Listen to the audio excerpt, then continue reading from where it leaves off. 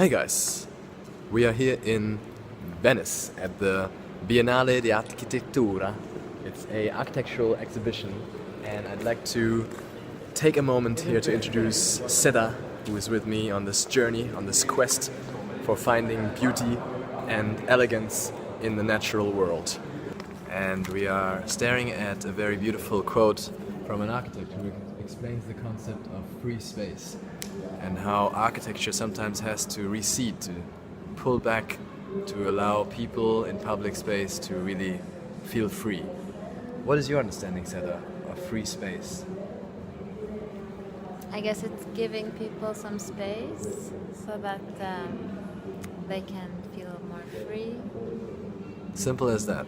We are now, I guess, halfway through, and it's mind-blowing. I love architecture, I always loved it, but here it's really put into a absolutely stunning light by the curators of this place. They've really put a lot of love into every corner of this building, and you don't have time to check out every object, but there are so many that just pull you in, like for example this one.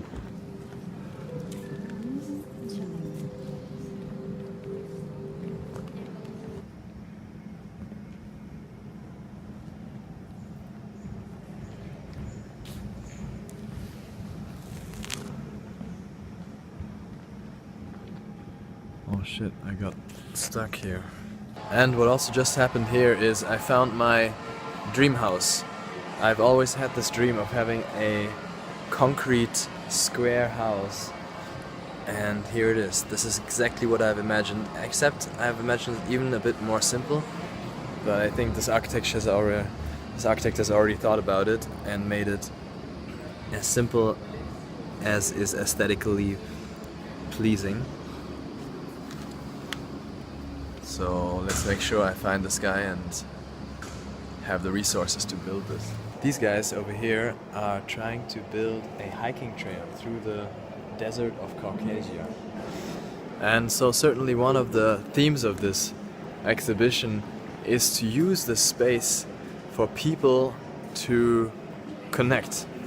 And for example, there's a proposal here from some architects that want to build a Transcaucasian walking trail, and they envision that where now there is a deserted vast plain, there should in the future be a public space that people can share experiences in and connect over. And so this is something, it seems to be a topic here at different stands. I see over and over again that architects are trying to bring people together in public space and make them share space, and something that is surprisingly non-common. It's actually failed most of the time.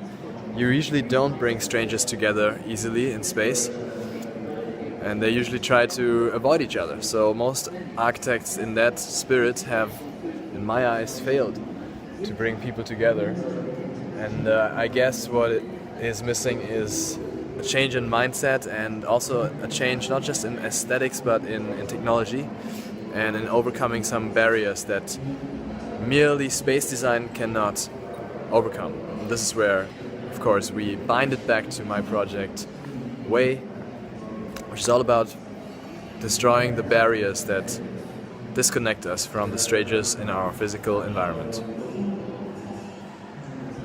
I'm here in the Hungarian pavilion, and it's all about the story of the Liberty Bridge, a bridge that was closed down for infrastructural development and then taken over by young people and turned into a public space.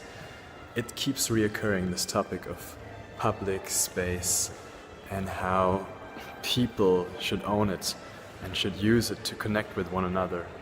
This seems to be the fundamental topos of architecture in general, and so I think I should spend more time digging into architecture.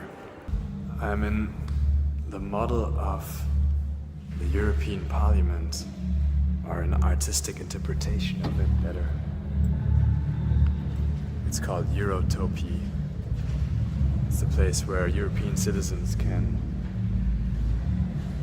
practice living together in full consensus and harmony. And it's a place where citizens are free. So I thought I should be free to share and digitally connect this place to the world out there. It is quite an experience here at Biennale. A lot of quirky stuff happening. And you guys know I like quirky stuff. So let's see if we can find some interested Europeans. Hey, excuse me, are you European? No, I'm not. Okay. Still welcome to the Eurotopia. Oh. We welcome people from abroad.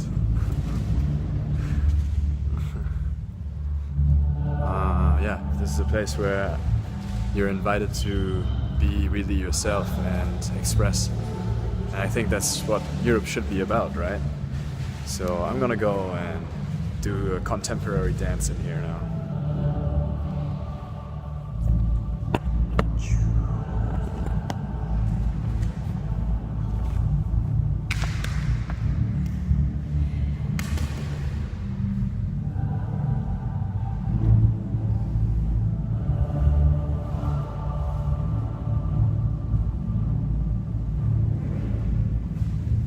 I just found my dream house again, and it's another structure with a lot of marble, and it's basically a cube with a pool inside.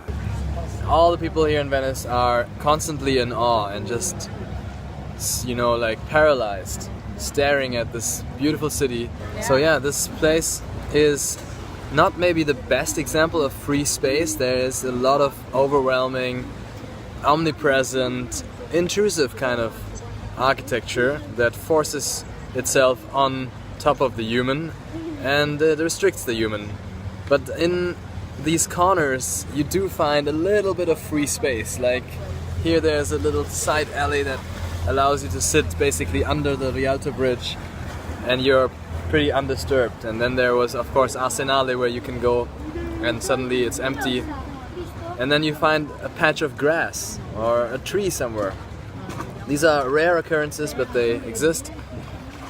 So it's really interesting that they did this free space exhibition here in Venice. Seda, I stole your beautiful thought. Anything else you can come up with on the spot? I guess it just shows the contrast, doesn't it? Doesn't it? It does. And I like your British accent. There is no British accent going on there. No British accent And intended. I really like your peanut butter sauce on your mustache. Can you eat it?